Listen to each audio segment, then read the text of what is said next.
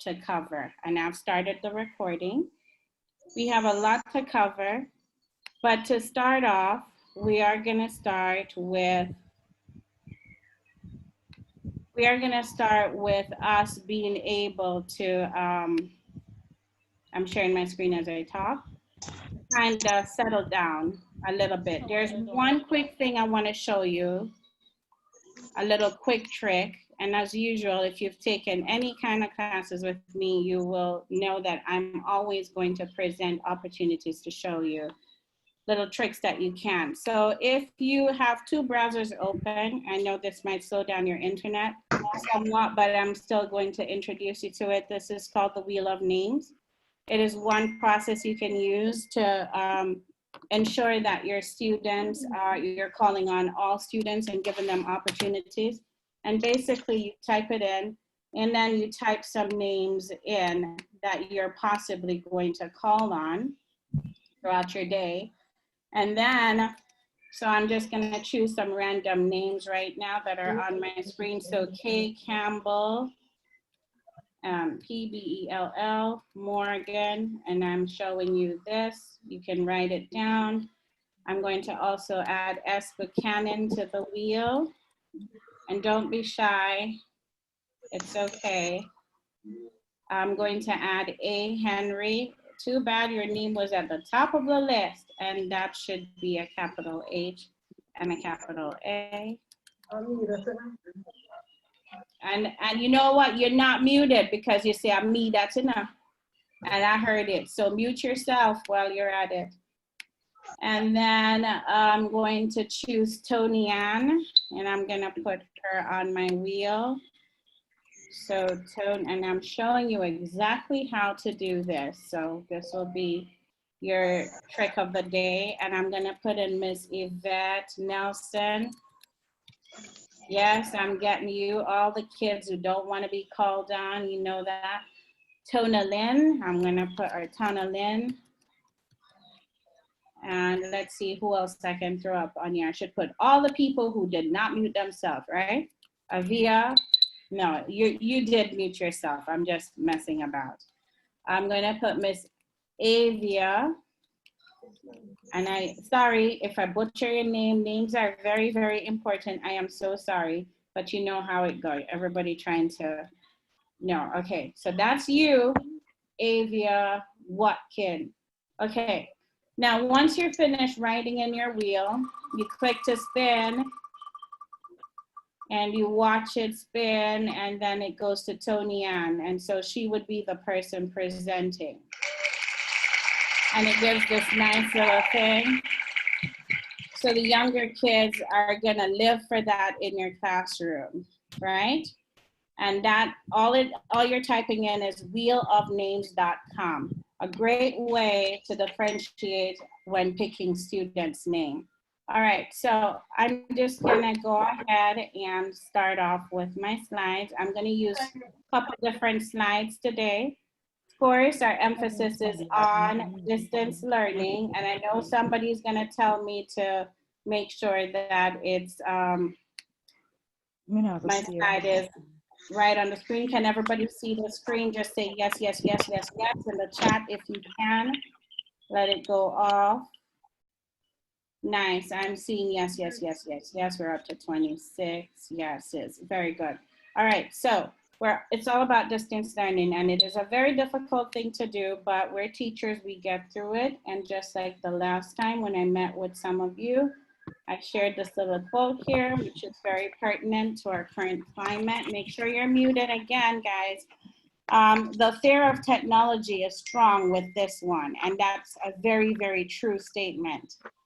In times like this, it is a very scary thing to actually start off the school year virtually because you don't have any idea of who your kids are, but you'll get through it. That's Noel Jones saying, he likes to say that a lot. This may be happening, but you'll get through it. And those of you who know who Grace Jones is, you will know that Noel Jones is her brother, a famous minister. Right. So, and they, by the way, they're Jamaicans. Now let's Look at our norms, and this is something, again, that you can use in your own classroom. Our norms are as follows. Mute yourselves while presenter is sharing. So again, you're looking for the microphone on the bottom or the top of your screen, and you want to make sure that it looks like this, and you want to show your kids this little symbol here, and I'm going to show you how you can get the symbol today. Next thing, I want you to type questions in the chat. I will have stopping points where I will read those. And the final thing is, make sure you are ready to collaborate, to share and practice, because we're going to do all of that today. It's a hardworking day. Now, one of the things I like to start with is norms of collaboration. This is a collaborative platform. We are all learning from each other, including myself learning from you. It is important that we carry out the triple track agenda. So what you learn here, you experience it, you take it back to your school site, and you help others who did not attend to learn the same things that you did. One of the things, our norms are 7 of them: pausing, meaning you're going to stop and think; paraphrasing, so when you're in breakout rooms, or if we do something of any other norm, you will be saying, so I hear you say, and repeat what the other person said, just to stop and paraphrase, so you know that you're checking for understanding. Posing questions, you can ask questions in the chat for now. Putting ideas on the table. If you have a cute idea related to what we're doing, please feel free to put it on the table in the chat. Your colleagues will be really appreciative of this. Providing data, myself, or you can do that. Paying attention to yourself and others. One way to pay attention to yourself is to make sure that you're muted. I'm going to keep saying that over and over because I'm going to have to mute someone else again. And the final one is presuming positive intention. So every question is a good question. And every time someone does something, we presume that they did it because they didn't know, or because they really had an urgency to do something, right? All right, so I'm gonna give you about 10 seconds to choose which one you're going to be practicing. A good practice is to choose 2. I myself, I'm going to be choosing to paraphrase, and I'm going to be doing number 4, putting ideas on the table, since I'm the presenter. 10 seconds for you to do yours, choose yours.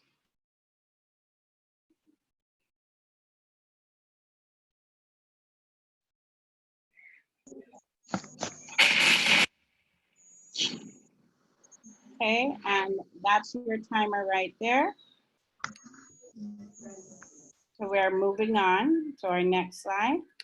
By the way, I am using Google Slide on purpose because this is what our practice is. Now let's look at some objectives that we're going to use today. And this is why I say we have a lot to do in a very short period of time.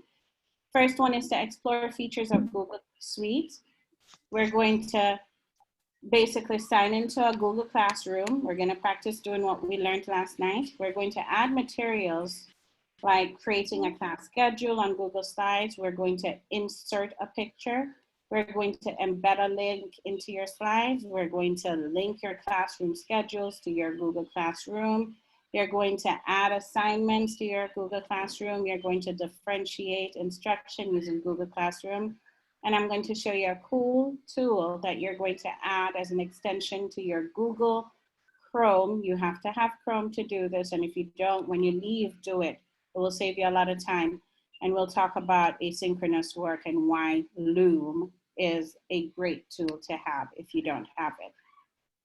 All right, so one of the first part we're going to focus on is the text box, the insert image box, the insert a shape box, the insert a link box, background, and changing background of your slides. And I know that's a hot topic because some of you have already started reaching out to me and asking how to do some of these things, and I've been doing one-to-one, and I can't promise that I can do that for 1,000 people because it still have to work throughout the day, and I'm a mom, but of course I'm very kind and welcoming teacher. I like to share and I like to receive, so I am willing to share with you in any capacity whatsoever. And so I'm going to check the chat for a quick, you can have a little mental break, paying attention to self. Okay, I see it.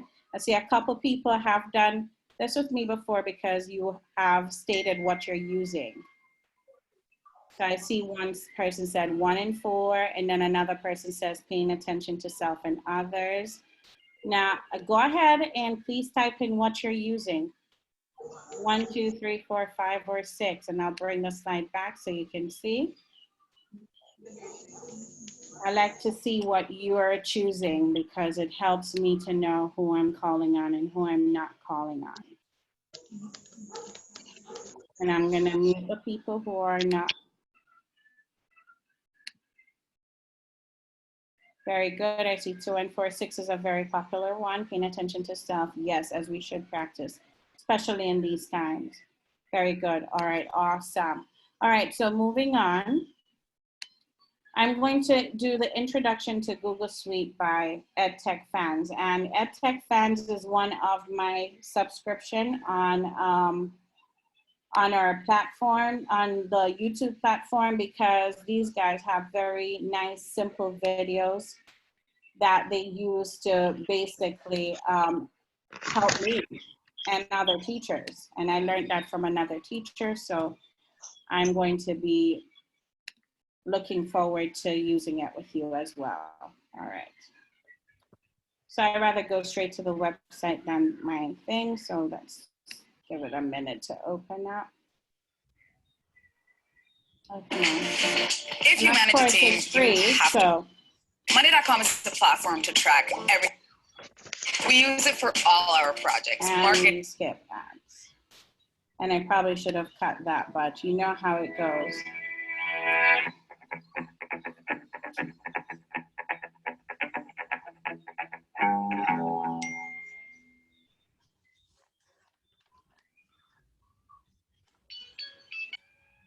Welcome to EdTech Tips for Class. Some years ago, Google created their own email client, Gmail, which has become one of the top providers of email services around the world, not only for private use, but also for education institutions and businesses. But a Gmail account is much more than just an email service. So if you have one, make sure you take advantage of its full potential. Let's have a look at the different apps connected to a Gmail account. To begin with, we have Drive, a cloud storage and file backup system which provides you with 15 gigabytes of disk to host all kinds of files, photos, videos, and so on for free. Now, 15 gigabytes is a lot of space, but if you ever fill it up, you can always buy some more space from Google. Within Drive, you can also create all kinds of documents with Google's own web-based Office suite. With Google Docs, a simple but powerful word processor, you can write text documents and use Google search to find relevant information for the topic you're working in without leaving your document. We also have Google Sheets, a handy spreadsheet program to organize your data and work with tons of formulas for your calculations as you would in Microsoft Excel. The suite includes Google Slides to create stunning presentations like the one I'm using for this video. You can also use Microsoft PowerPoint presentation within Google Slides. In fact, Google Docs, Sheets, and Slides can all be easily converted to any standard file format in the market. We can also create forms with different types of questions to make surveys or gather information from your friends, students, or your customers, and analyze the submitted data in an associated spreadsheet. There's also a practical calendar in which we can organize all our meetings, lectures, or events, establishing notifications and inviting our contacts. You'll never forget an appointment again. You can also create groups from your contacts and use them as mailing lists or as a base for sharing documents, for example.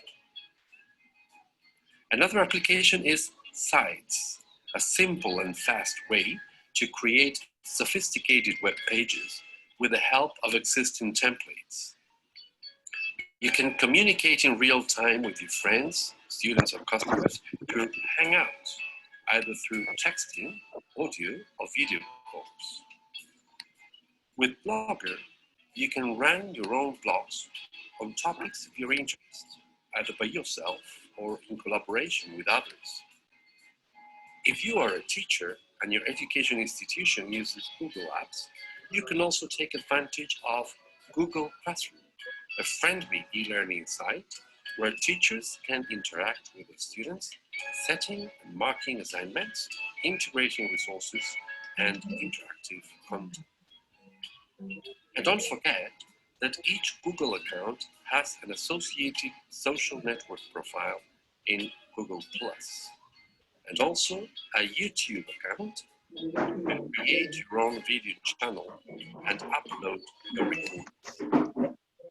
If you're a teacher, remember that in addition to the private Google accounts, there is also a free version of Google Apps for Education that any academic institution can easily request using their own internet domain name.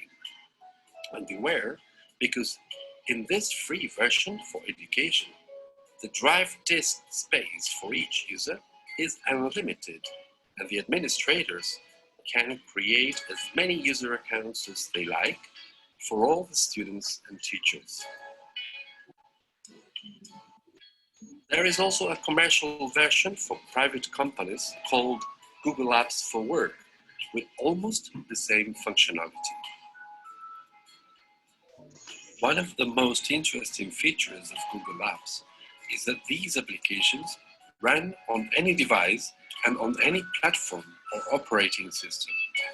This means that wherever you are, you can access your documents on any device and continue your work where you left off. In Google Apps, you can easily share your documents, spreadsheets, presentations, etc. with others. What's more, you can also create all these in collaboration with your colleagues or your students. Those who have writing permissions in a document can edit it at any time. Even the editing history of a document is stored so that you can always revert to a previous version. Where can we find all these applications? Well, there are several ways to access. The easiest way is to open your Gmail account and use the apps icon at the top right corner of the screen. Here, you'll find all the apps and you can rearrange these icons as you like.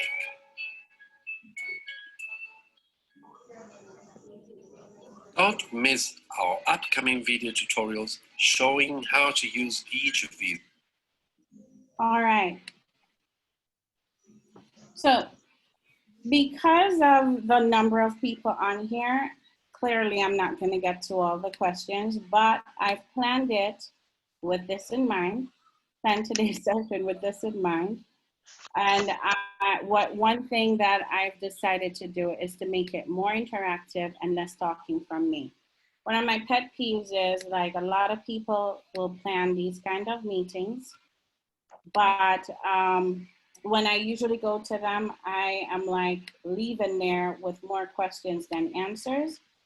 And you guys are teachers, so you know what I mean. And that usually happens when someone isn't like necessarily practicing in the classroom, so they don't really know how to cater to us as a teacher, right? I'm fresh out of the classroom, so I'm still considered one of you guys, right? Or, you know what I'm saying. Anyways, so what I'm gonna do is I'm gonna switch accounts because that's my school account, and that's built a little bit different than the normal account. So I'm going to go to my apps here. Now, most of you should already be signed on. And if you're not signed on, I'm going to ask you to sign in, because now I'm going to set you up to explore Drive, and then also set you up to explore the Google Classroom right now. So if you can open your Google Apps, There's a what I call a waffle board, and I can go to another icon, just type in Google. Basically, I'm signed in already, so it's going to give me my school account. I have more than one account on here, so I'm going to choose the account that is, and then right here, you're going to see your waffle board. It's shaped like a waffle, so that's why they call it a waffle board, essentially. Click on the waffle board, and you're going to see all the apps. Now, this is your personal account where you're going to see your personal data. This is to search your Gmail. This one is your maps, of course, YouTube, which you're going to use a lot of the videos from YouTube. Play Store, you're not ready for that. Basically, our focus is going to be on Drive, this little triangle with the 3 colors on there. Another one we're going to focus on tonight is Slides. That's how you're going to make your lesson presentations, most of us, or information that we want to share with our parents, or you can also use it to make your class schedule. Of course, Google Classroom. I am going to introduce you to Jamboard. Jamboard is an important one that I am selling to everybody because it's a great way to do a quick check in your classroom assessment, an informal assessment to see what your students know about a topic and to share their ideas. So if they can't talk all at once, this is one way that you can. So I'm going to introduce you to that today. If you haven't used it, that is. And I'm going to have to use my other account to show you some other tricks of the game. But there's, of course, docs. We're going to explore docs as well. All right. So now I'm going to go back to our presentation because there's a couple more things that I need to tell you about before we go there. We just saw our video. This is going to be an inclusion activity. Now I'm going to explain what an inclusion activity is, just in case you're not sure, and you'll see my arrow moving. I'm kind of manipulating the screen so I can see you guys as I'm talking. I don't just like looking at myself. So the inclusion activity is a great way to get to know your students. So I've created one today to get to know you essentially, okay? But while we're doing this, I'm going to be demonstrating how to use it before I give you 10 minutes to create a slide about you. And this is how we're going to do a hands-on to explore slides, okay? So here, I'm going to copy. Notice I've already embedded the link, so I'm gonna copy the link from mine. And then what I'm gonna do is I'm going to put it on the chat so you can have access to my slides immediately. And I'm gonna show you a quick cool thing that it's gonna do for you. If you go to your chat, you can go ahead and click on that little link in the chat, and it should take you to a document that looks like this. Give it a minute, it's coming. Looks like this. Now I just showed you how to access slides, right? Don't do anything yet. I want you to take about a minute to read through the directions. Very important that we follow directions, right? So I'm gonna set my timer using my phone. I've already showed you that you can use something other than your phone, and now I'm going to use my phone. And the start time for 1 minute is counting down. Read through the directions.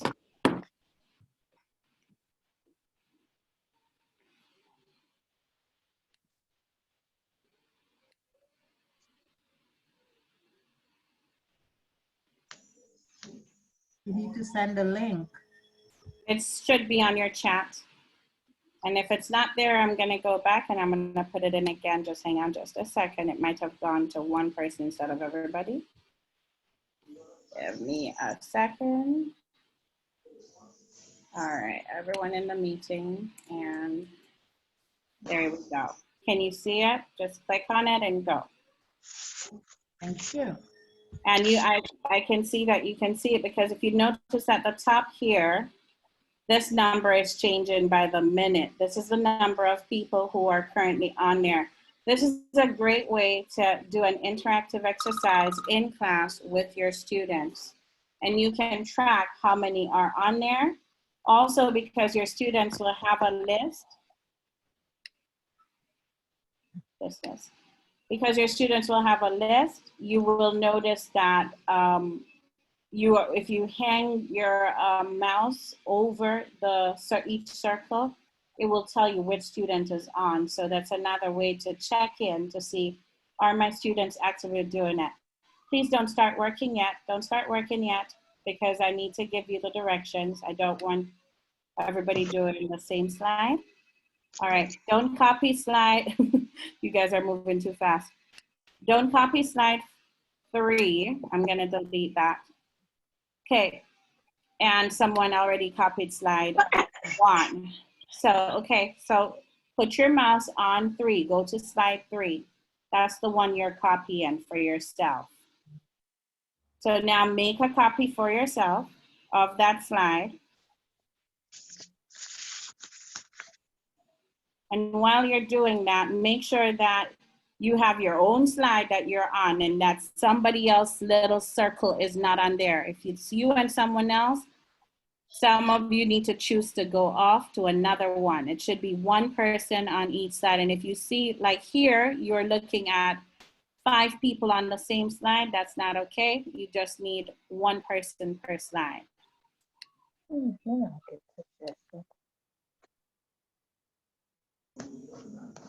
Okay, I'm getting messages about the slides again, and I'm going to repost the link again for you.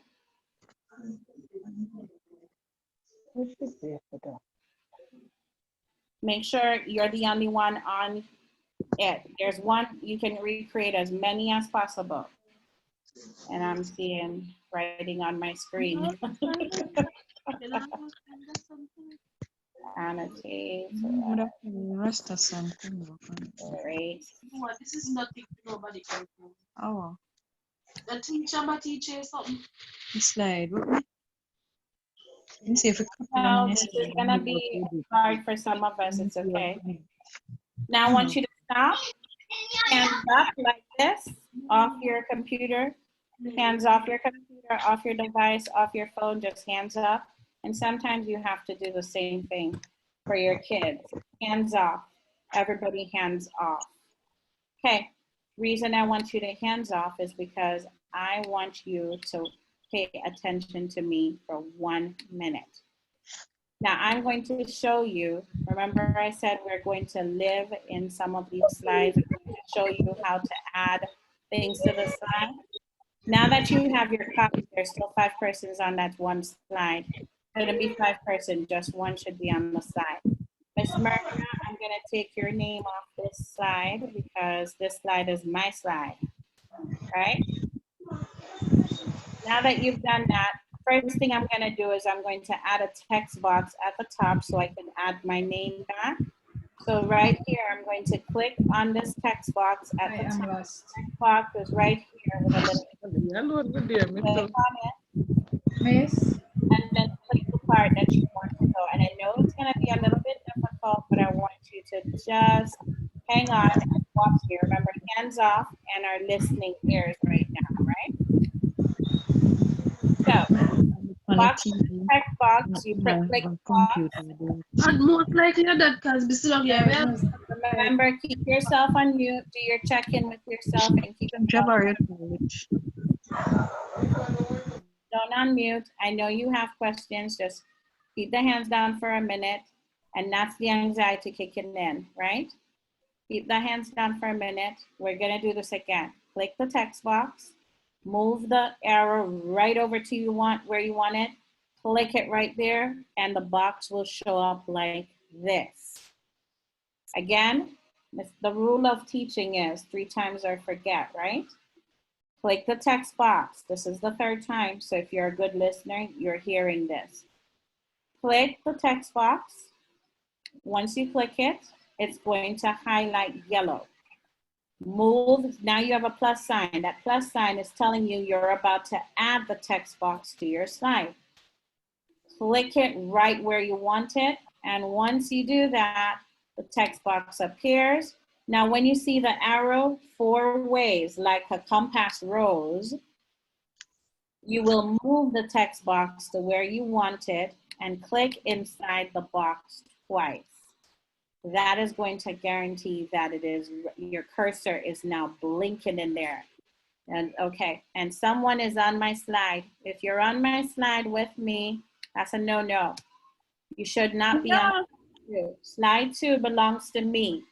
You have to listen carefully in order to hands off the computer. Off the computer, just watch. I'm going to have you do it on your own. Do not get frustrated. Hands off the computer. Okay, so I on my slide, and you should not be on my slide because remember, we were not to copy slide number 2. No one was to copy slide number 2. The instruction was you're copying slide number 3, right? As your own. Now that I've done my box, my text box, there's one more thing I'm going to do. I'm going to say where I want it to align. Now, if you notice, if you run the cursor right here at the top of your screen, it is going to give you what each icon is for. I'm going to do it again.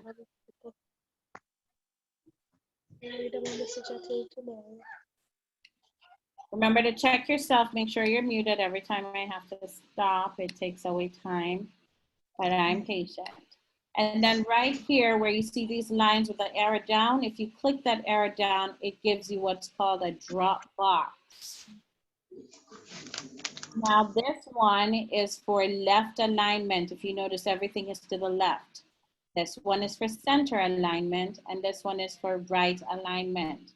Because it's my choice this time, I'm going to do center alignment, put my name in the middle. Now I'm going to type my name here. And I can't spell my name. And then I'm going to use my cursor and I'm going to highlight my name.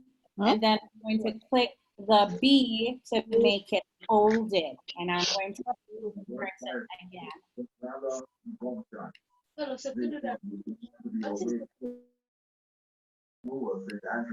Earlier this week, Police Commissioner Major General Anthony Anderson ordered. I'm sorry, guys. It's taking me a little while. Like I said, this is going to be you in your classroom trying to monitor all and teach at the same time. This is our reality, right? So here it is. Now, if I want to make this bigger, see it has a minus. That means decrease font size. And here, increase font size. I want to make it bigger. So here I go. I can change the style of the font by going through here. What if I wanted it to look fancy like this, as if it's cursive writing? I would go here, right? So now my name is there. The next thing I wanted to add is the school that I taught at. And I'm going to show you how I got this. What I did was I go here to where you see this little picture. This is where you can insert images, right? So I click on it, a drop-down box appears. Now I don't want to do from my computer because I might not have a picture, but if you do have a picture on your computer that you can use, that's where you would go. Now I'm going to go to insert from web, and it's going to open up this window on the right, and I'm going to search for school icon and click the enter key. Now over here, it's going to give me all different icons that's a school, right? That represents a school. I'm going to choose this one and I'm going to insert it. Now look what's going to happen. It comes up real big. I can make it small by just putting my cursor on the line, make it smaller, and then I'm going to drag it over to here. Now I have it, but now I do want to write something on there. I'm going to need to add a text box. So here we go. And now I'm going to type in my school, but guess what? The background here is black, so I'm going to change the color. Now when I move up, I'm going to go to the text that says text color. See it right here? I'm going to click on it and I'm going to click white. I'm going to write with white right here. So now I'm going to type that I teach at Union Avenue Elementary School, right? So that's one thing about myself. And over here, I'd already did the same thing. I put something in for graduation. I went here, I went to search web, and I put in instead of school icon, I went to graduation, For the academic year. and I chose. It will give you a list of graduation icons. Choose the best one for you. You click it, and then the blue up here on the bottom where it says insert, click insert. And that's how you get it there. I'm going to stop and I'm going to check the text. America's reaction to Donald Trump and Joe Biden's first presidential debate. We'll be right back.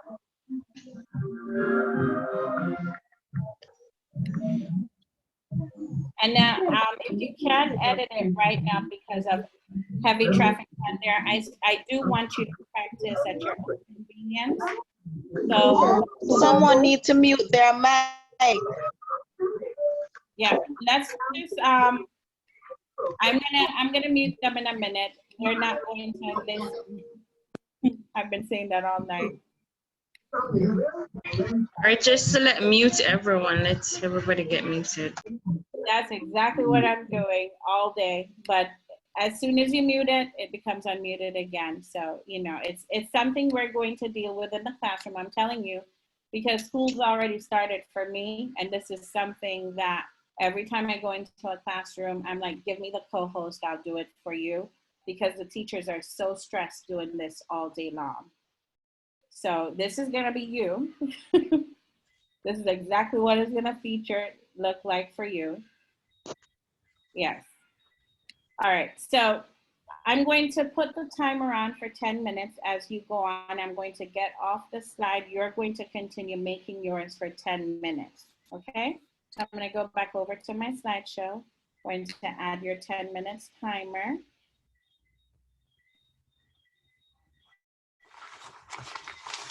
And so you will continue to work while this is going on. And I mean, if you're not on this one, please, you can just go ahead and use your own slide. You can start your own slide. If you're not on this one because of high traffic, I do want you to practice using the tools. So just go ahead on your own slide and create a slide for inclusion. And you're going to be able to add it to the classroom in a little bit.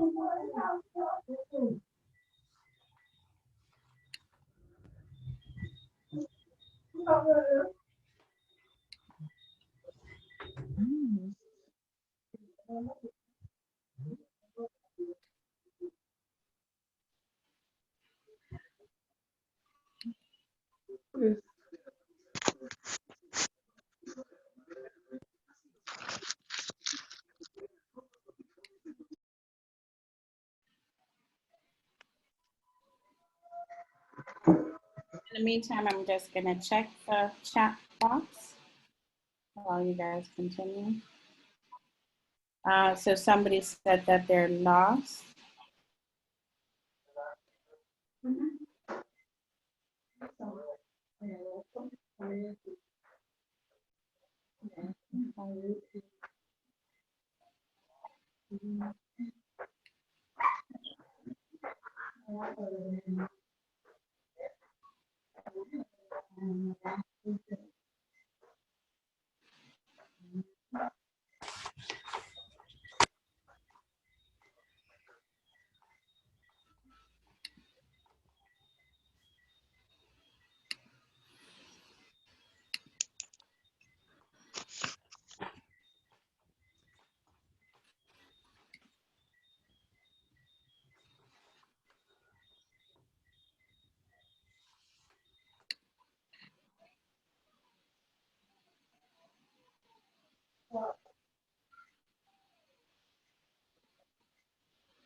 You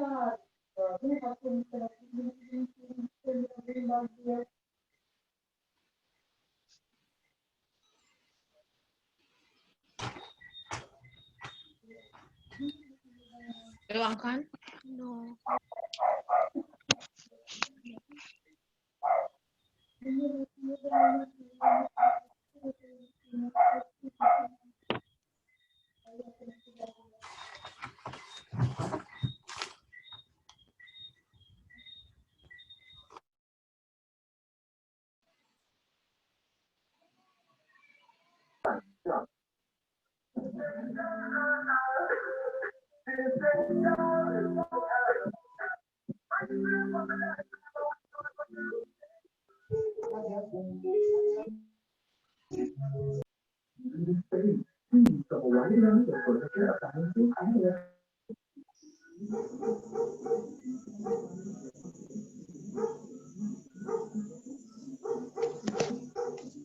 I know you're not seeing the slide, Vanita. On the screen, are you speaking, are you referring to the screen? Someone is sharing their screen and they should not be sharing their screen. We have 5 minutes and 55 seconds remaining.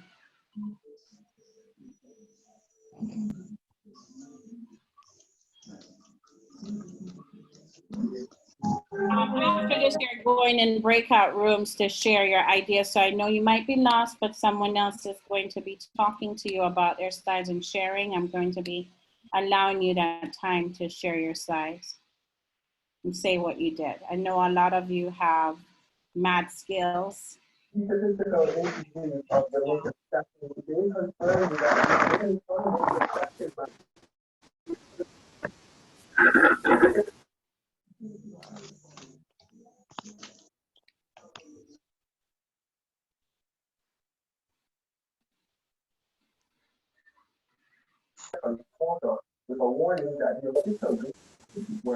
Pauline, could you check your microphone, please? Pauline Robinson.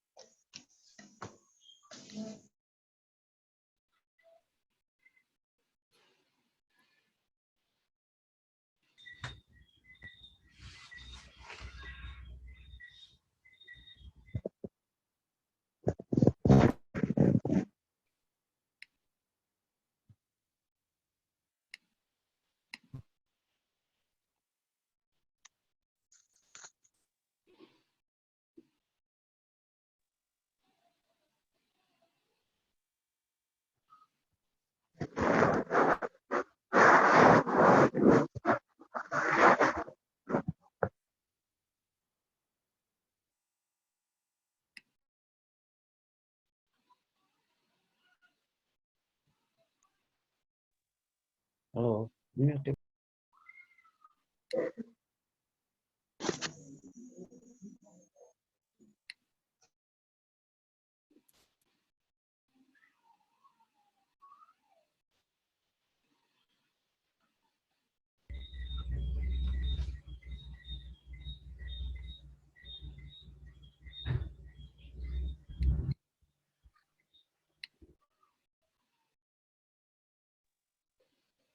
Ooh. 3 minutes remaining.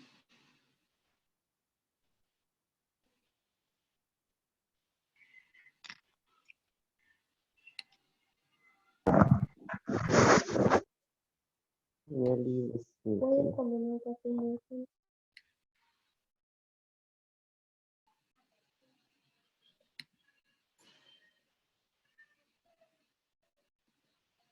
Mrs. Manning, Yes, go ahead.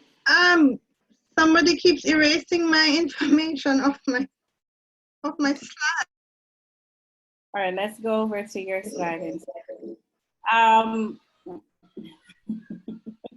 That's the thing. You're supposed to see that someone else is on the slide and not go on there. And if the information is on there, like there are multiples on side 1, all the information is gone, side 2. Yeah. Is there anyone with a completed slide?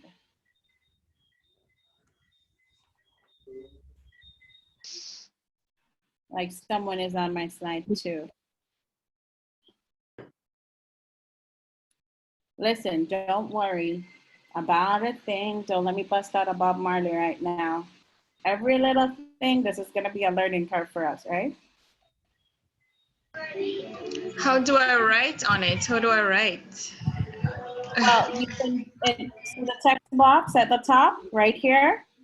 You have to click that, add the text box, and then you're able to write. Click inside the text box, and then you're able to write.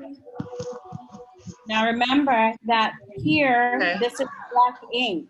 Got you. Thank So you. if it's black on black, it won't work. So change the color to red or white. And that was the point of making it black so you guys would Okay, just a question. Can someone show me what they are doing, please? Because I just got in on my phone. So if you go to the chat right now, there's a link in the chat. I'm going to just add it right back in since you just got in. You go to the chat, mommy, you're not listening. Where you go to the chat? And then I'm going to type the link in there again. Click on that link. And you have to copy the slide. Clicking on the slide. You can duplicate the slide by going up to edit and duplicate. Edit and then duplicate. I'm finished. What do I do now? Just hang on. You sound like the kids. That's what the tour said. Miss, I'm finished.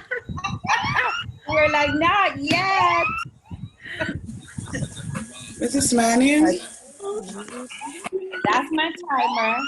It's not the police. Nobody calls the police. I can't explore mine with the phone. I'm using a phone. You're okay. You're following them and making notes, right? Yes. Okay, so you're good.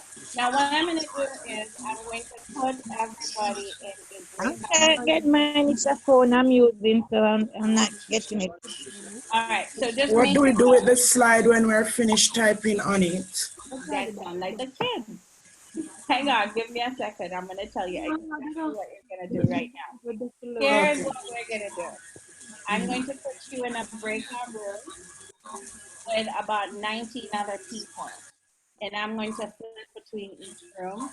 You're going to have about another 10 minutes where you're going to discuss the process of making a slide, copying it, sharing the slide. What I'm going to do right now is in the chat, I am going to type in the chat the instructions, and you're going to copy the instructions so when you get back into your groups that you will know exactly what you're going to do. So in your small group, you're going to discuss the process of creating a Google slide. No kill up yourself. Everything there for YouTube. That's exactly it. To do it so.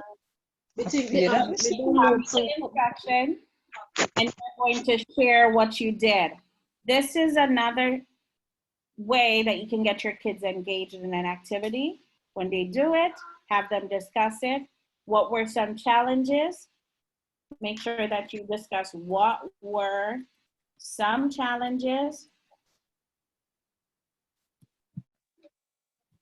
and what was easy.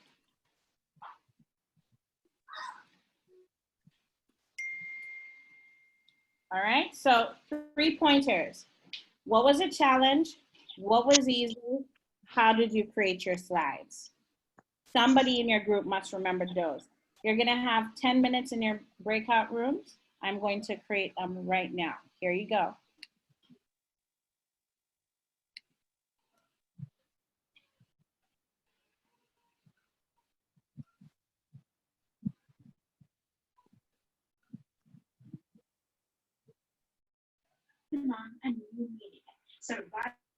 Remember to click the thing on the screen that says go to breakout room.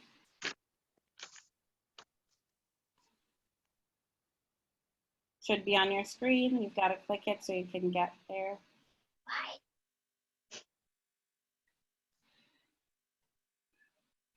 I'm not seeing that.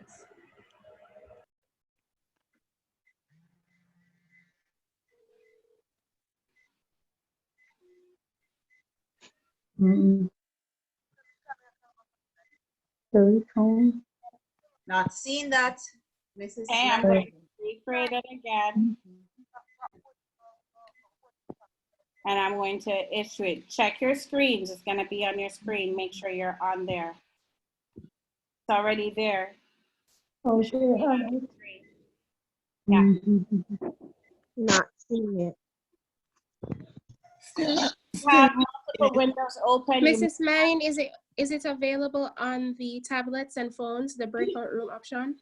Yes, you should see it, but make sure sometimes when you minimize the window, you will see the little tab that says go to breakout room because sometimes it's hidden behind something that you have on your screen. I'm not seeing that at all. If you don't see it, then stay right here. And we can here. But those of you, I've seen a lot of people who are gone already to the break.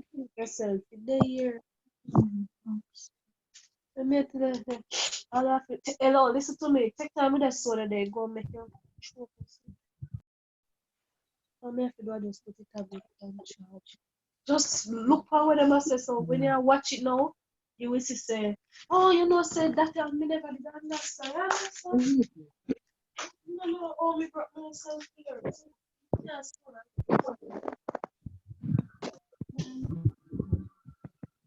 Are we in this room together? Okay, if you're in this room, I'm going to be with you because I can see that some people have already left into the breakout room.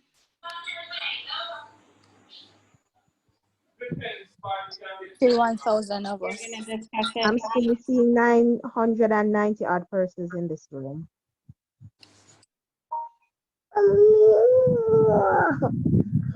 Okay, so I'm gonna stop this person from sharing because someone is on my screen. Hello? Yes. Could you repeat the instructions, please? I'm trying to get it on the laptop. Okay, so here are the things we're gonna discuss. We're just gonna discuss it here as a group. What did you find challenging?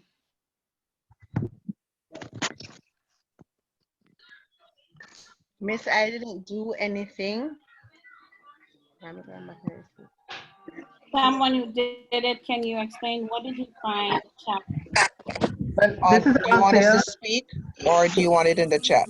Raise your hand and then I'll just call on you once I see your hand. So Shelly Ann, want to share? Shelly Ann Virtue, what was your challenge with this activity?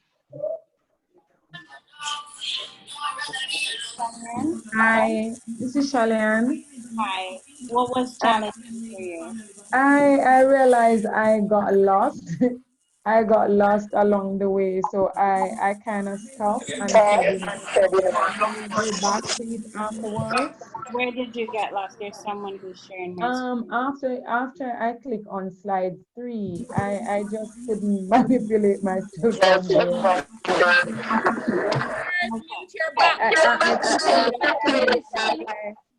I just couldn't manipulate myself after. I'll just go back. Hang on a second. I'm just gonna mute everyone. Let me see.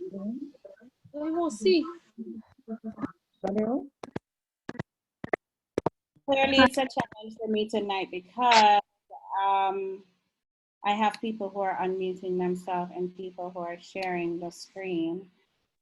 Mrs. Dixon, you can manage that from your platform. The persons who are annotating on the screen, you can manage that on your device because you're the host. Right. Usually I can do that, but for some reason it's not taking it. Maybe it's because this is an administrative one. So I don't know why it's not here. Me too. In any case, let's get. Hold on, just a minute. Teachers, many of us were using the platform, and you have to understand that the presenter is working time. So please.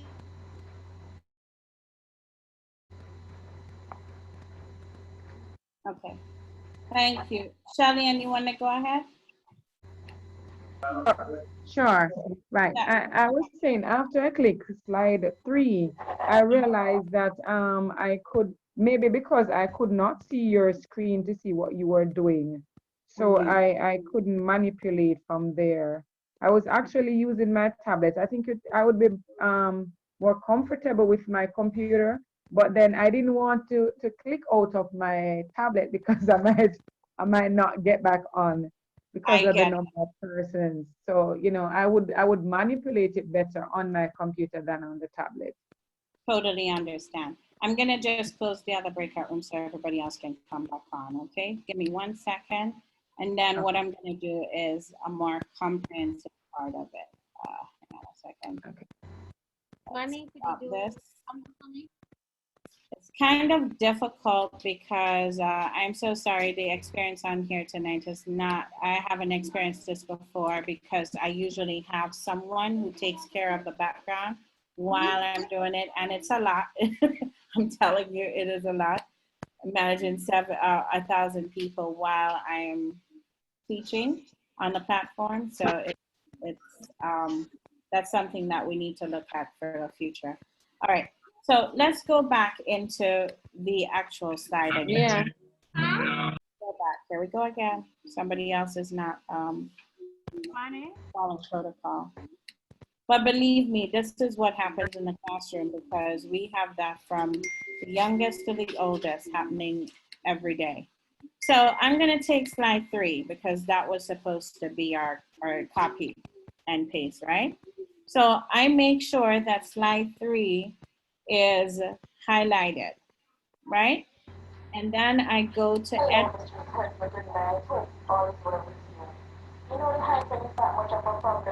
And then when I go to edit, I basically, sorry, again, I had to go to mute, and again, I gotta go to mute. I'm just gonna do this quickly. Follow me, edit, and then duplicate. See that? Now my cursor is on slide 4 because I just duplicated exactly what was on 3. So why don't you guys practice that for a minute? Go to 3, go to edit, then go to duplicate.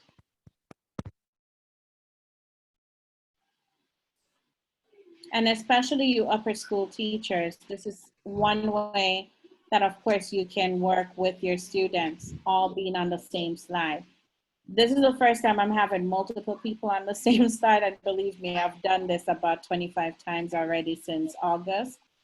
But usually I would say the first 3 slides are your examples. Everybody is copying slide 3, and that would happen, and everybody would just make sure that they're on their own slide and that it would be completed, right? So first thing you would do is get your text box up. So you would click that and add your text box. Then make sure it has a 4-way arrow. 4-way arrow. And you're trying to move the slide. Sorry, let me move my hand from here so I can actually get it. I'm gonna move that to the center to position it, and it takes a little bit of fine motor skills. So your younger kids might be challenged with this, or if they don't have fine motor skills, that will be a challenge for them. Click inside the box, but then you wanna go ahead and change to center, left, or right. You have to make sure if it's not already open, you have to find your way into the text box to get that done. Of course, you always have to make sure that that text box is highlighted. Otherwise, you will not have access to all of this. Text box has to be highlighted where you're seeing all these little squares in order to do that. And if you're not getting through on this slide, just create a new slide. How do I do that? See this little yellow slide home right here? Click on it, and what it does is it takes you back to your home screen. click on the plus button, and it's going to open a new slide. Now, one of the things I like to do, I don't like to work with the traditional slides. So usually I go here where the addition sign is, and I'll click right there and go to a blank slide because I'm able to do more with the blank slide than that. Then I would go back to the original slide, my title slide, and I basically would delete the whole thing, right? So again, I can create more slides like this by going to edit and duplicate, edit and duplicate. And I can do that as many times as possible before. Here is my title. So I want to put a title. So I would go maybe lesson 1 or whatever you want to call it. That would be it. Okay. So you can keep your title slide or you can delete it. Just highlight the slide and delete so that you have on there. You start with clean slate. Then go to 1, 2, and 3. And then that's where you start from. And I know on Zoom, guys, before you start your lesson with your kids, you actually have to go to setting and change the annotation key. You can't just do it here, so to prevent everybody from writing on your slides. Okay, so that's why you're seeing this, because I don't have that authority to this Zoom. So while I'm host right now, I can't lock everybody out because it's not my personal Zoom, right? So there's only some authorities that I have on here. So I wanted to clarify that because the person who was giving me that advice, you are right, but that happens when it's your personal Zoom. When it's someone else's Zoom, you only have the authority that they set you up to have.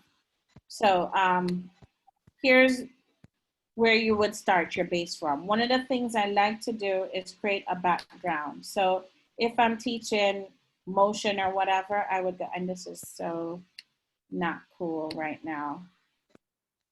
I'm gonna stop share and I'm gonna share again. I'm sorry, I apologize. This is not the experience I hope you had, but it is, I can understand. All right, so I'm inserting my background. Again, I'm gonna go back to where I started from so that you can see exactly what I'm doing. I'm gonna X this off. I'm going to go back. Again, if you notice, once I have my slide highlighted, right here where it says background, and then I click on choose image, and I go to Google. Tablet, yeah. It better on the laptop because you can sit so. I expand. The tablet, no. Hold on a second. I'm gonna see if I can mute again. All right, and then I'm going to, this is a challenge. I'm going to do a bubble slide.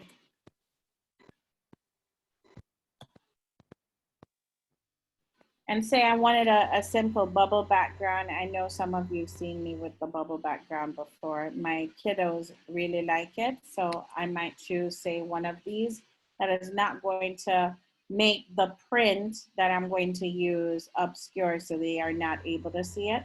Once I've chosen that, I'm going to hit insert on the bottom and then hit the done key. And here goes the background of my slide. At that point, again, I can go back to edit and duplicate. Make sure the slide that I want is highlighted yellow, edit and duplicate. Now I'll give you a minute to play with that on your own screen, only because I want you to be able to manipulate that before we move on. Yeah, I would like to know if there are children on this platform that are marking that's kind of destructive and very disrespectful for the presenter to be presenting something and someone is marking on the screen, really? Thank you for that. And I noticed that Michelle Saunders' hand is up. Go ahead. Michelle, you can unmute and speak. Oh, I'm sorry. I had wanted to say the noise that the feedback we're getting from persons. I didn't realize that I hadn't put my hand down. It's just very distracting and very unprofessional. I know. And again, I apologize. I have no control over that. And I know you're not blaming me, but you know, I do want your experience to be well, because I do want you to be able to go back and have a positive experience. But at the end, I will kind of give you some way to reach out to me. But you all got to take your time with me, because it's 1,000 numbers to get back to. Okay. So I'll find a way to be able to support you guys some way or another. Let's see. All right. So now that we've practiced that a little bit, I hope you have a handle on that part. I want to go into Google Classroom, and I want to show you how to access. Here we go again. Got it. Yeah. That's muted. All right. So let's go back into me sharing my screen. I want to go back. Yes, go ahead. Good afternoon. I am on my phone, but I went to the Google apps on the laptop and went into Google Slides, and then I clicked on the background and I got the bubbles that you showed, but they're white. That's all. Whatever works for you, right? Remember, we're experimenting. And I like the thematic approach because I'm in elementary. Usually I use themes, background, so that I can, you know, make it more engaging for my students to keep looking at the slides, because of course, with virtual learning, it is it is actually very challenging to keep kids engaging, right? Engaged. So throughout my lessons, I like to use the background for that purpose. Mrs. Manning? Yes. Giselle, when you start sharing your screen again, could you just do one more background for me? I sort of missed that. All right, here we go. All right, so I'm gonna go back again. And I'm gonna go back to the same slides, but this time I'm gonna go to my slide number 4. Again, I can either go to insert and do image and create a background, or I can just go here, which is the easier part. Just always click on, let's make sure this slide is highlighted. The slide you want the background on is highlighted. Then go to background. And then see right here, it gives you an option of color. Say I wanted to make it red, I could also do that. But in this case, I want it to be an image. So I click the tab next to image, and then I put what I want it to be. Of course, I'm not choosing from my camera. You can choose from your camera. You can choose from your photos. You can choose from your Google Drive, but I'm choosing to search Google. So let's say I wanted the background to be a school.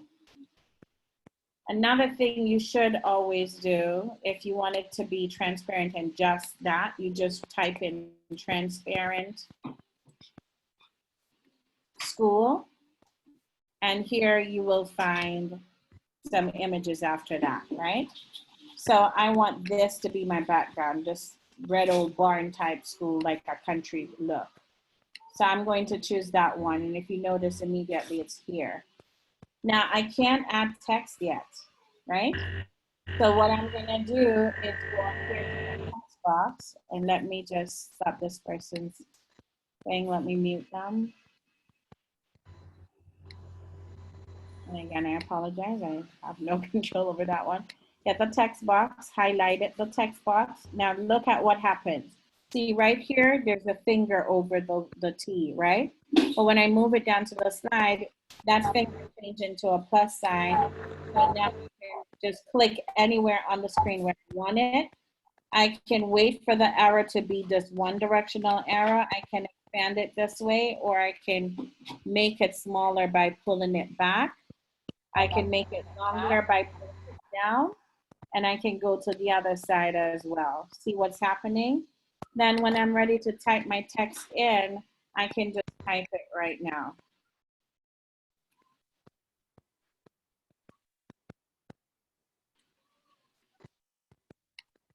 I can now highlight this by just dragging my mouse over it to highlight it.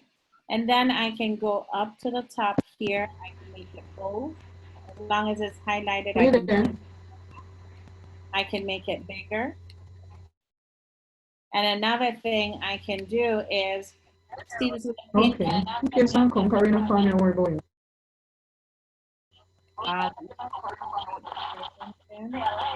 Just trying to make a call with my device. Take time and come. Down back off again. All right, so here I can click on this fill color and I can decide to put a yellow color background in here. I can also put a border around it. I can make my border black. Voila, there we go.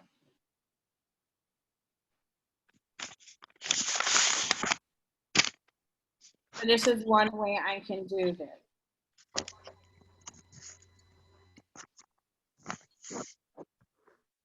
And I'm checking the messages to see. This is frustrating, I know. I'm sorry, Miss Henry, Corley Henry. And the talking, yes, I'm sorry about that too. So how do we put this information in the Google Classroom?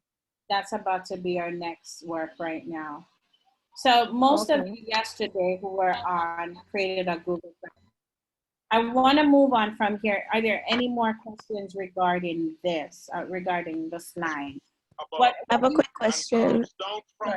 Mrs. Dixon, are you able to add animations? You can. Here are your transitions here. You can also add motion to it. Once you hit transition, you can transition your slides. Basically, what I will say to you is play with all of these buttons, because this really could take us days to learn everything. But the basic, that's true. the background, get information on the slide. You'll have your transition. Once you have your mouse somewhere on the slide, it opens up the bar and you can add animated items here to format. There are more options here for you to play with. But most teachers need these basic ones right here. Yeah. To create like your schedule, assignments, and also to create the slides to teach the kids. There's also the add-on button where you can go here and basically add on to it. Raise your hand and I'll answer in a minute. You can also go here and do the add-ons from here. You can get add-ons by Okay, so it's similar to Microsoft Word, PowerPoint, but the good thing about this, it is automatically saved in your Google Drive and you can add it to Google Classroom. There you go. So here are your Peer Decks, your Nearpods, and other extensions are right here. Great. Thank you.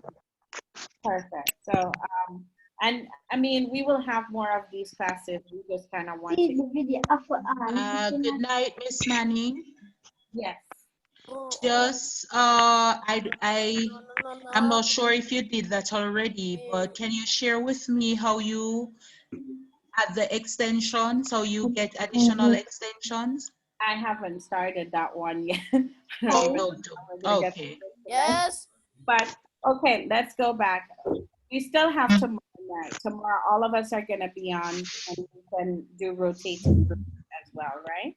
But for now, we get the spot ready. I'm going to try to mute everybody again. We're still having issues with people not muting themselves. One quick question. 1 second. All right, go ahead. In regards to inserting audio, on what if I wanted to do a piece by myself, apart from going to YouTube or wherever? Would I be able to also insert audios that I do myself onto the slide? Perfect. Great question. So I'm going to go back onto this slide, and I'm going to show you. If you notice what I did, I inserted videos, right? So here's your audio. This is how you would insert your audio from here. You can either create it first and then go to your drive, click that audio, and it will come up here. Or I'm going to show you how to create the Loom extension and then do your own video. And that's a quick share. And then you can insert it here, but that would already be in your drive. So you would be searching your drive and then adding it here. Another thing you can do, like the timers. I inserted a video timer. So I would go here. See, it already gives you YouTube because YouTube is a part of the apps in Google. So I can look for a 10-minute timer.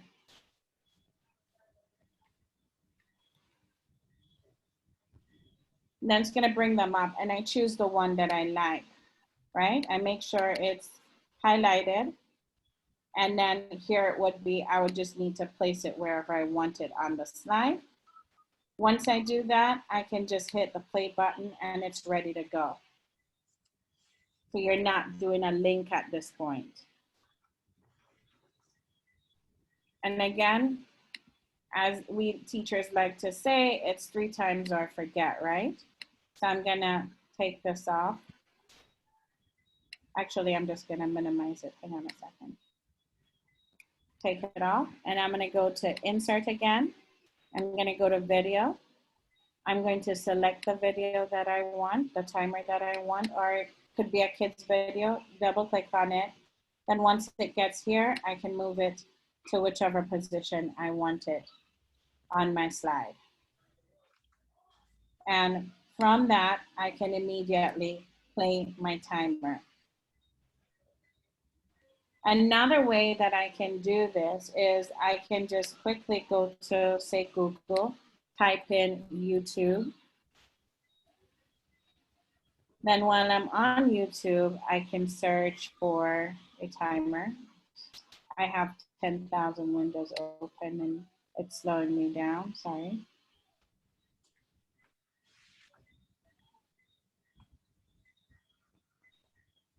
And so in the YouTube video, in the YouTube window, sorry, I'm going to search for, let's see, 5-minute timer.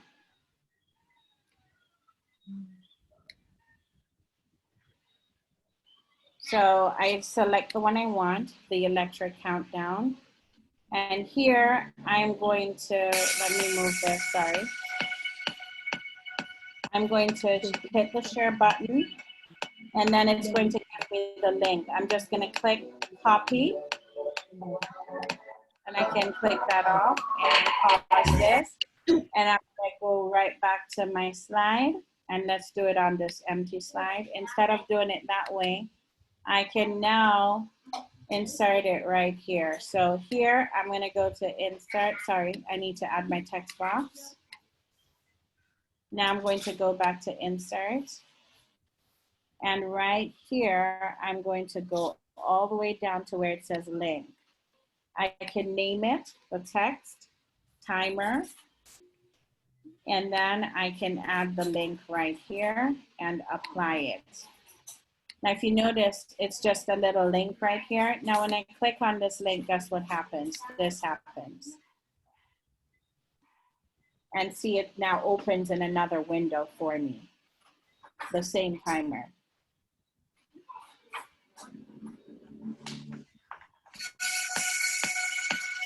Now, I will tell you, the preferred measure is just to do this way. Insert the video in your slide.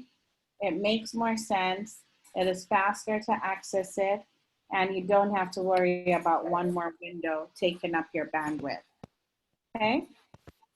There's another thing I wanted to show you, and it just went out my mind. But basically, you have enough to start making your slide.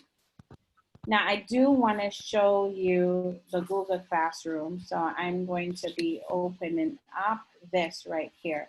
Last night, Most of you who were on, I don't know how many of you who are here got to attend that last night.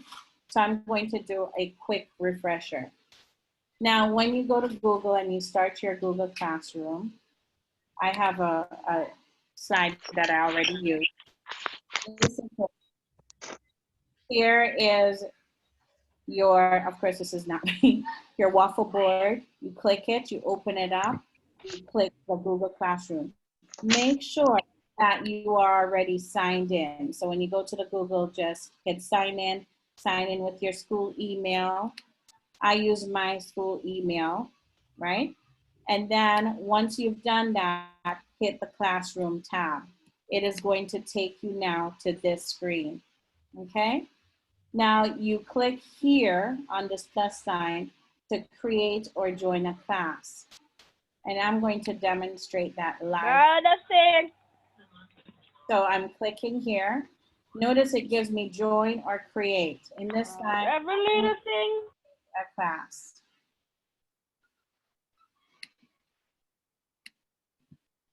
And continue. Now I'm going to name the class. Jam Down Teacher. The person who has the mic on, can you please turn it off? You're disturbing. Brianna, please mute your mic. Thank you, guys. Believe it or not, I should have just thrown one of you as a co-host and let you guys manage that. Let's say the section of the class is mathematics.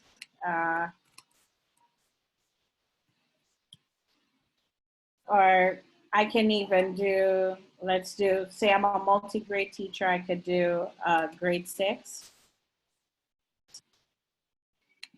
Section of the subject would be math, or let's say foundations of math.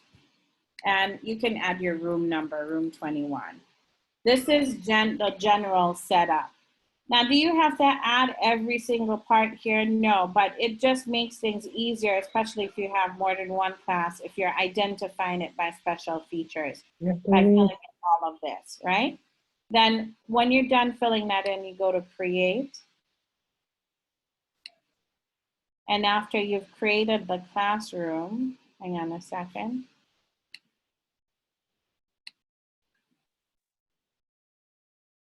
It's gonna be like this. Now you can upload your own photo, right? Basically, it's gonna ask you to select a photo from your computer. So you would have to have that already on your computer.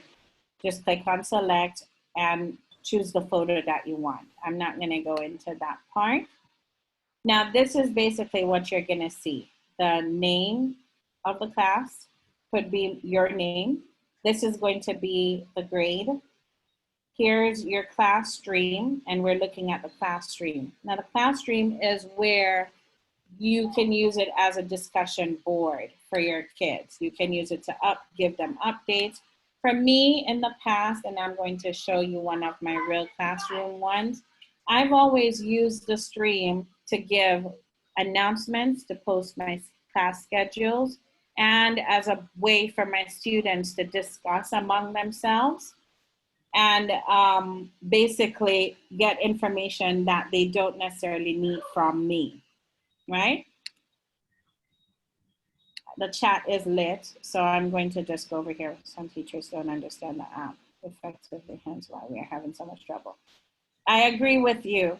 Yes, and that was one thing when we were planning this a few days ago, I was saying that one of the problems you're gonna face with your parents and you yourself is the fact that not every child is going to use a standard device. Some people are going to be on a computer, some is going to be a Chromebook, maybe a MacBook, maybe a Mac Air, maybe it's going to be a tablet. And a tablet could be a Google tablet, it could be an off-brand tablet, it could be a cell phone, the different types of cell phone. Every device has a different face. And so when you're talking to your parents, you're gonna have to start asking them which device you're using. That's going to be the most important point, talking point for you. Otherwise, you'll be frustrated, the kids frustrated, the parents frustrated. So just remember that moving forward. Your need is going to be first understanding which device the kid is using. YouTube becomes your friend. There are tons of video based on devices. So just to point that out.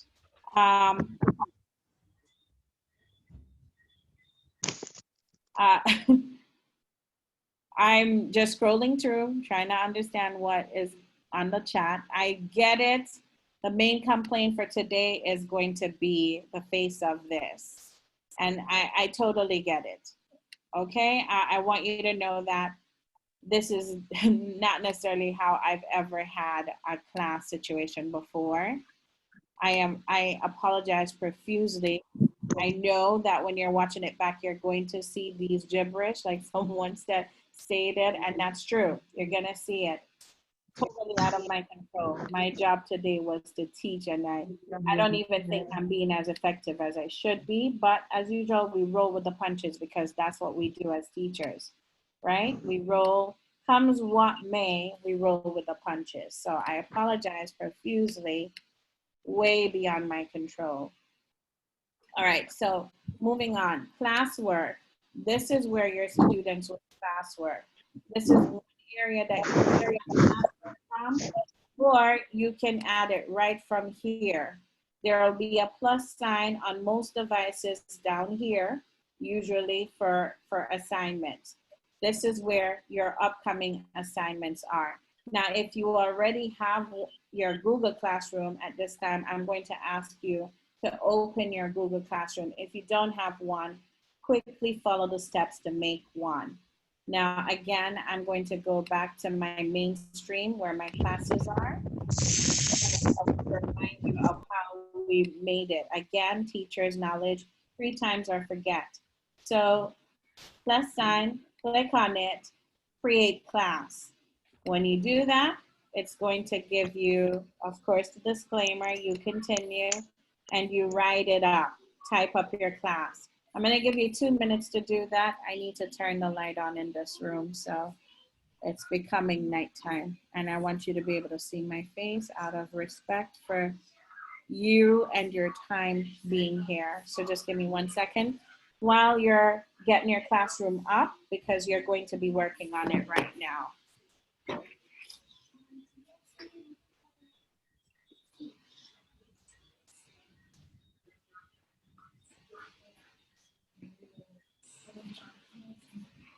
All right, so the next, we have about 1 minute and 37 seconds remaining. While you're doing that, I'm just gonna check the chat again.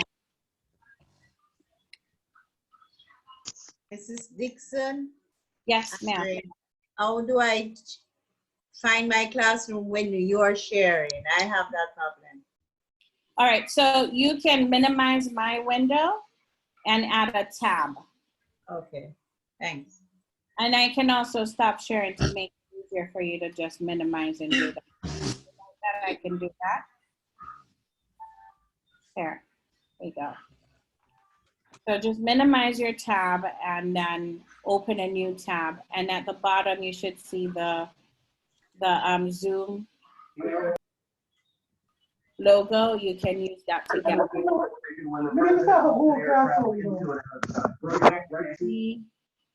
mute everyone again.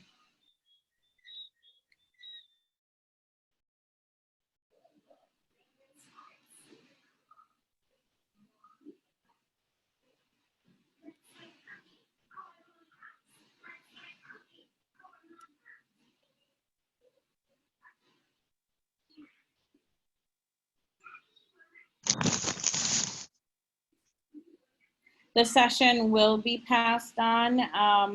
Of course, it will be available to you. And again, at the end, I will try to give you my contact details so that you can, you know, maybe we'll do another one further on. Excuse me, good evening. Yes. After you created the classroom, what else they must put in there? Okay, just create it. We're gonna do a little bit of adding slides. Oh no, I'm at create classroom. I'm at create class. So I should put in the name and the section and the room and the subject, etc. Yes, definitely, because we're practicing what we've done over the past few days. I want you to be able to leave here and be able to do that. Okay, thank you. You're welcome. So definitely just create a class. You can delete it later on if you don't want to keep it, and I'll show you how to do that as well.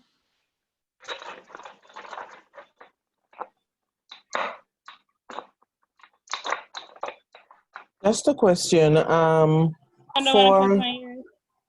For the Microsoft PowerPoint, how can we add that to the Google Classroom? How do we link it to it, or how do we add it to it? I'm going to show you exactly how you upload. That's why I want everybody to be there. And the timer just went off. So I'm going to go back and I'm going to share my screen again. Okay, cool. All right, so let's say I'm in this class and now I want to create my welcome notice. One moment.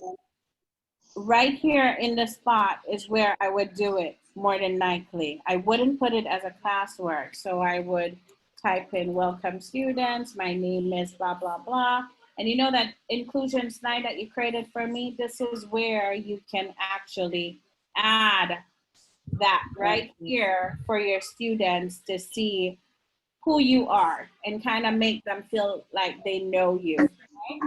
So that was part of why I did that with you, so that you can have a creative way of meeting your students without, since it's not face-to-face. So welcome students, blah, blah, blah, type a few words, maybe a quote, heights of great men reach and kept, blah, blah, blah. Now you want to add your slide from today. So already you created a Google slide, so it's already in your Drive. So you would go to Drive and see right here, you recently did it, so it's going to pop up as a recent slide. And say, in this case, I would only do one. I'm going to, well, I don't have it on this Drive, but I'll show you like something that I did for one of my courses. So this is what we do. See, now it's right here, it's not there. Let's say I post it now. When my kids log on, this is what they're gonna see first, welcome, and they're gonna see the slide. All they have to do is click on that slide and voila, it opens up. So can you just go that up? You want me to do it again? Please. Thanks. Say that again? Could you just run that a bit? Just do it over. Yeah, it's the rule is 3 times or forget. So whatever I do with you, I'm always gonna do it 3 times so that you can see it, right? So I'm going back to my classroom, jam down. And what I'm gonna do here, at the top of my screen, this box is going to be here where it says share something with your class. So right now I would type welcome.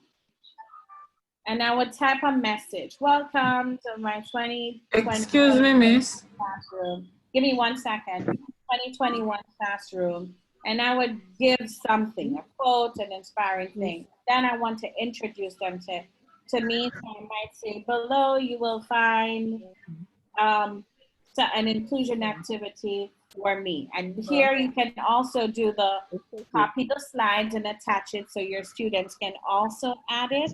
Again, you add their information to that.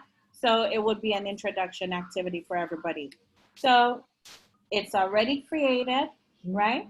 So now you go right to your Google Drive. Once you create a slide, a document, or anything, it's in your Google Drive. So you click on Google Drive, and everything that you recently created is going to be right here. So you find the slide that you want. I knew it was my bubble slide, and this is partially why I like to do the backgrounds, because it helps me differentiate really fast. So here's my background. I click on the one that I want to share, and here I click insert. Now, once I do that, I have to go and post it. If I don't hit post, the kids don't see it. So now I post it. And I'm gonna do it one more time. One more time. Bear with me, give me 1 minute. I know you have a pressing question, but let's just get through this part first. And I'm gonna say below and add my quotes and all that fancy stuff. Now I'm ready to add my slide that I created, that inclusion activity, including one about me. So here's my Google Drive again. Hold up. Select my slide by clicking on it. And if you notice right here, it says one selected. That's because that's the only one I want to share here. There, I make sure it's showing there and I post it. Now I'm gonna show you one more thing regarding this before we moving on. But I wanna hear the question that was being asked. What if you did not create any slide in Google Drive? How would you get to put it there? All right, good question. So let's say I didn't create one there and then I forgot, or maybe I forgot something. See these three dots here? I can edit my post by clicking on these three dots right at the top. Click edit and see it's gonna open the same document up. So my friend earlier asked me, well, what if I wanna download it from say Microsoft? Do you see this one that says file with the paper clip? That's another way you can add it. Now look what happens when I click file. It says insert file using Google Drive. I can do that. Or it would, right now it's not linked to my computer. It also has another file that you can, another way you can link it from here. Another way you can do it, I'm gonna get off of here so I can show you. Another way you can do this is you can go to your Google Drive. Sorry, I'm moving around your pictures. I'm sorry. You can go to your Google Drive and you can actually upload from here, which is something that you are actually gonna learn this tomorrow. I can add a new folder, and I can basically upload from my computer. But tomorrow you're gonna learn to do that. So that's kind of why I'm trying to avoid getting over there. But this is really quick. Go to Drive. Then you can add new and you can upload a file upload. And it will ask you more questions from your drive. So it's doing a thing. So now see it's accessing my computer files. And now I can upload by clicking on the document that I want, choosing that. That's an assessment actually. And it's going to upload and it's going to put it on my quick access real quick. Okay. Now it's still doing that. If you want this something, you can always say how to write not to sit in a Google slide and Google, YouTube will tell you. Google will tell you too. All right, so I'm gonna do it all again.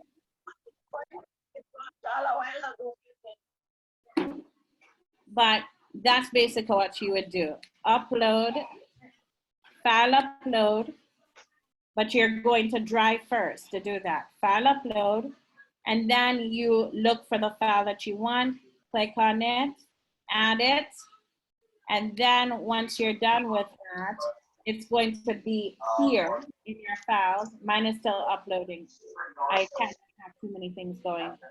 So once that's done, now I can go back here. I can edit. I can add file.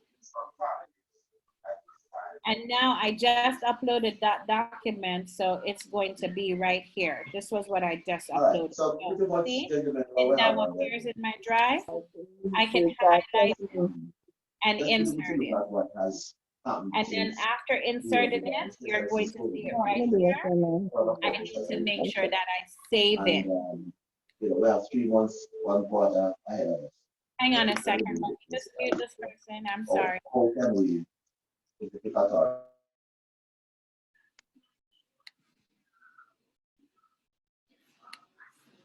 All right. So now if you notice there are like 2 files there. I'm gonna have to delete this when I'm done. Now what if tomorrow I come on and I don't want to upload a new welcome, I wanna use the same welcome. I just click on these 3 dots right here and I can either copy and do that, or I can just hit move to the top and you will see that that file becomes the first file here. Now I'll show you what I mean by that. Actually, I deleted that class, but I'm going to show you how it works. Let's see. I deleted that class. I can't show you on that one, but I'm going to go to a different classroom, my school classroom, and I'm going to show you what I mean. My school account.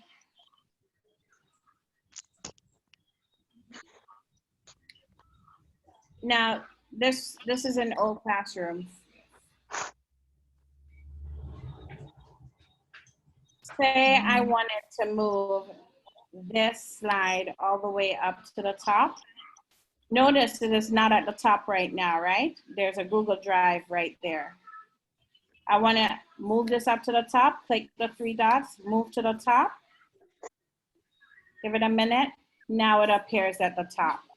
I usually do that because I want my kids to see the most recent thing, right? That's the first thing they're going to see. So the most important thing, you always move that one up to the top, if that makes sense. Does that make sense to everybody? You could just say yes in the chat. Now, I know we're all getting tired. Could you show us how to move that up again, please? All right. So I'm going to take another document. I'm going to come down here. Notice this file down here is on the bottom. So this is what I'm going to do. I'm going to come here, find the post that I want to move to the top. So sorry, take up all angles. So watch this. See the 3 dots? Click on the all angles. And then move to the top. And if you notice, you never see just a start. It's at the top.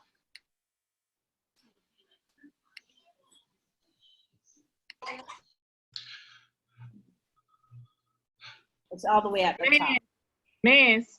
Yes. My question is it what you're doing about moving things to the top and whatever? You know, I think that persons are more concerned about how to put things into Google Classroom, how kids access their assignment in Google Classroom. I feel that that is what you should be focusing on. You understand? Right, but I do want to make sure that you know how to move the stuff, right? So we just did 2 things. We just posted several assignments or several things, and then how to move them around, right? So that's one objective checked off. So you're going to see how to post the assignment next. Just bear with me. I know we're all tired. Yeah, that's what the people need to know, when to put in and what, because remember that's the platform they are going to be using with their kids to get assignments done in the classroom. I understand that. Just give me a second, okay? It's coming up. Yes, So but she still have to Miss, teach you at just the need to be okay, patient I know. and bear with her. She will soon do that with us. All right, just hang on a second, everybody. I got it. Thank you so much for understanding, everybody. Thank you. All right, so now we're going to post, let's say, I'm going to use a dot this time rather than a slide, right? So we're here, classwork. We move from stream. Now we go to classwork, right? We're going to create. So at the top, you're clicking on create. Now you have to decide what is it you're creating, an assignment, a quiz assignment, a question, material, or if you're going to reuse a post that you already have. In this case, I'm going to say it's an assignment. So I'm going to click on assignment, right? Before I do that, I'm going to go through a series of slides with you.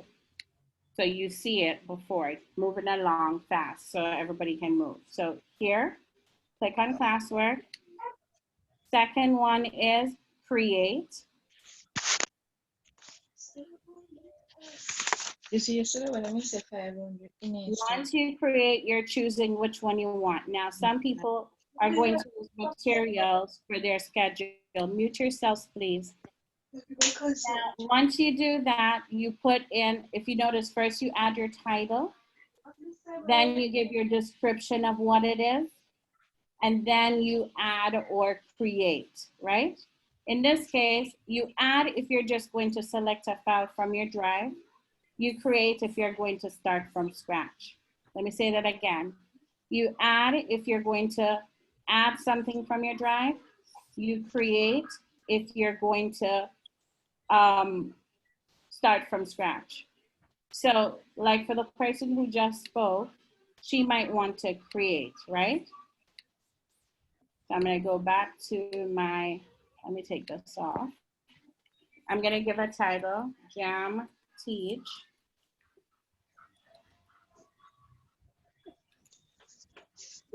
Instructions, do the work.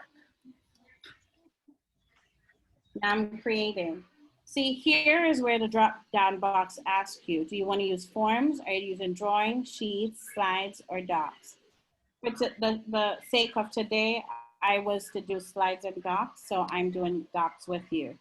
Notice it's creating a doc, but there's something special that is right here. You have to make sure that it says students can edit before you go ahead and change it. Why? If you don't, then students can't write on it unless you only want them to see the assignment, but not do it on here. Make sure you check the one that you want. Now, for me, one thing I do is make a copy for each kid. And the reason I do that is if I just have student can edit, you know what just happened to us where everybody was editing on each other's slide? That's what's gonna happen. So for me, this always needs to be make a copy for each student. And that's one big red note that you should put in your file so you remember that each time, okay? Thank you, Miss. Thank you. That one here, yes, I learned something there, so thanks so much. That point is very valid, yes. Yes, okay. That must be my friend who's keeping me on track right here. No, mute her, please. All right, so here over here now, you get to select if you want to differentiate or you want to give every student this. Somebody got my drift already. They already signed into my classroom. Thank you. All right, so this is your students here. This is where you can differentiate. Now say this is for kids who can't read, right? And your high students don't need to do this homework. Make sure that you unclick those students that don't need to do the work. If it's an assignment for all students, just check all students, right? So you can differentiate your assignments right here using this all students. Change your points according to what you wanted. Is it an ungraded assignment? If it's graded, how many points? Is it 10, 20, 25, however many points you want to put here. Your due date, you can have it right here, let's say October 8th, and the time is optional. You can choose at the end of the day, or you can choose to put in a time like say 6 p.m. And then once you've done that, you create a topic. I like to create a topic. If it's a general ed class, is this a math assignment, a reading assignment, an English language assignment, a Spanish assignment, whatever it is, right? Put that topic there. Is it homework or is it classwork? That could be a topic as well. And here you can also add a rubric. Okay? All right. So once you finish that, or if you already have a rubric in your Google Drive, you can always import it, or you can create a new one, whatever your choice is. I'm gonna leave the rubric for a different time. All right. Once you've done that, you click assign. So sorry. Did I just ask one question? Just create it there. Okay. Another way that you can do it is you can go to, got it.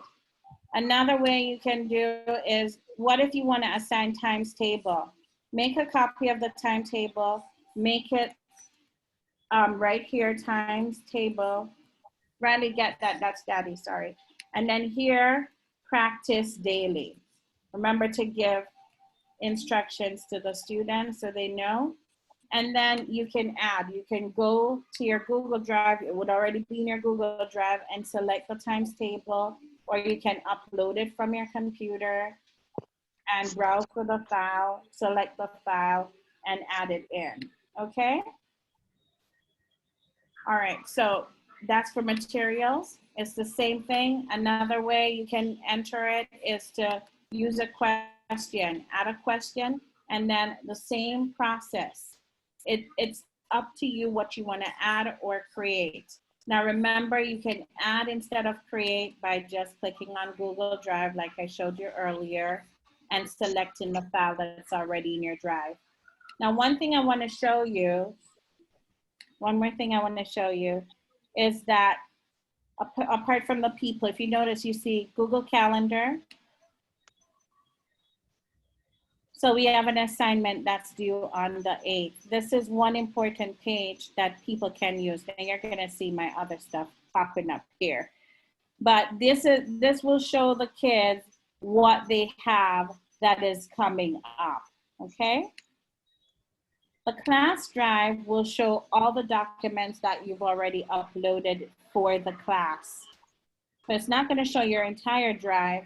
It is only gonna show whatever you've already created here, okay? All right, and let me go back. Yes, I'm kind of ready. I know where else. Yes. Mrs. Dixon? Yes, ma'am. Just want to add one thing. So thank you for this, spending your time with us tonight. But just to remind our colleagues that about the scheduling of the things that they're adding to the classroom. I think you missed that one. I'm sorry? The scheduling of the things that they place in the classroom. So they can go ahead of time to put something in the classroom and schedule it for the time they want it to come on. Yes. Now let me go back to stream because there's one more thing I want to show you. Here, your students can see what work is due. I'm going to do that again because I did it very quick. See right here where it says upcoming on the stream? If you click, that's a quick way for them to see it. They can also see if you have turned it in. They can see the number of assignments that's coming up, who has the assignment. So I have 2 students already, right? So this is another way for them to view upcoming assignments. Again, teachers, this is where you view your students. And for grades, you can see the grades as you assign the work, the grades will pop up here. Okay? You can also change this into a spreadsheet, sorry. You can also change this into a spreadsheet. Once you have grades in there, that will come up, and that in itself is a whole different ball game. Running way behind time, it's now 5 minutes. This morning. Yes. How do we delete a practice classroom? Like we're practicing now, we're not want to keep it. How do we go about deleting it? All right, so let's go back here. I'm gonna share that. Okay, so go back to all your classes. Classes that you're not using it, don't want to archive this. There'll be 3 dots here. The archive, that's where you put it. If you're not using that classroom, archive it. Got it? 3 dots on top of the classroom. Not using it, archive it. I could do that one. It's gonna get you a message like this. I don't care, I wanna archive it. It now disappears. Okay? All right, now. Yes, I have a question. Hello, I have a question, Miss. Go ahead. Okay, as it relates to the classroom work. When you post when the teacher posts a question, right? and you allow the students to respond. How do you do it in such a way that they cannot see their classmates' answer until they respond to the question? I don't know if you understand what I'm saying. I know exactly what you're saying. Yeah. Now, this is in the summer. I had a group of kids from Jamaica that I was working with, and that was a challenge because the only way to do that is to do it as a classwork and not a stream. We don't want them to see each other's answer. Yes. And make it an individual classwork and do not use the stream. Because there's no way that they're not going to. I did the whole, okay, do not post until you hear the buzzer, and kids were posting before the buzzer, so the one who didn't want to work was just reading and responding according. And nothing is wrong with that, because sometimes that's how kids learn the right way of doing things, by seeing other kids work, right? And using it as a model.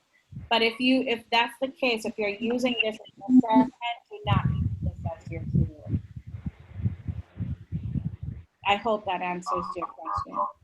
Thank Now, you very much. one thing Can I ask a question, please?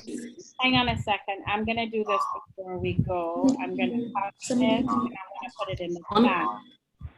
Question, please, here, Ms. Manning. Give me 1 second. Let me just post this. 1 second. This is the Google Classroom. So while I'm answering questions right now, you can go ahead and join my Google Classroom. That's the code, BAYZBC. And now I'll take your question, Kathleen. Is that Kathleen that asked the question? Question, please. Go ahead. Okay, how do you share your screen with your students? How do I share my screen with the student? Okay, so on the Zoom platform, you're going to look to the bottom of your screen, depending on the device you're using again. It should say share screen. You click on that, and then you have to select the screen that you want to share. You have to click on it, and then there's a blue button at the end that says share, and that allows you to share your screen with the students. So you're doing it right now. And when you're ready, you go to the top and you hit stop sharing. Mrs. Manning Dixon. Yes, ma'am. I learned recently when you archive a class, you can actually go back and retrieve it. Is that correct? That is true. And then if you want to totally delete it, then you can go to your archives. I don't remember how that is done, and then you can actually delete it from there. Could you remind me how that's done, please? Okay, so I never delete any of my classes. I archive them. I don't delete them because there's always valuable information in them. I guess I'm one of the pack rat teachers, kind of. So I don't know if you're seeing my screen. When I click on classes and you go to archive classes, from there you can either restore, let's see, you can restore. So it gives you move, copy, restore, or delete. Now, I never delete. I restore, but I don't delete, as you can see. Yeah, I'm not a person that gets rid of it. The same three dots, but once you're in archive, that's where you go. So again, you go down to your archive classes, you find the class that you want to delete, you can restore it, meaning it goes back to your main platform, or you can delete it at that point. Thank you. Then, Mrs. Manning. Let me stop sharing. Sorry, that's my thing ringing. Let me just stop it. All right, go ahead. Can you help me out? While you were showing us the Google Classroom, I went ahead and I did one. But when I'm supposed to be moving from stream to classroom, it keeps telling me that my changes have not been saved. What do I do? What I did was I posted something on share with my class. So it's telling me that it's not saved and I don't know what to do or else I'm going to lose it. Hang on 1 second. From me and honestly to God. Go back.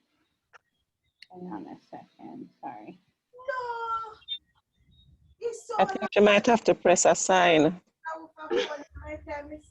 Press what? Hold on. Assign. I'm gonna have you share your screen. Can you share your screen with us so we can see? If you don't mind, that is. How do I do that? On the bottom, you should see the share screen button, a green button. Hit that one. Okay. Are you seeing? No, not yet. You gotta hit share screen, then choose the screen that you want to share.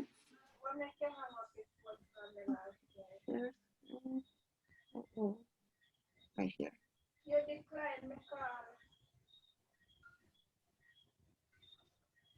Okay, so I created, this is something I've been working on. And so. Oh, you stopped sharing again. Oh.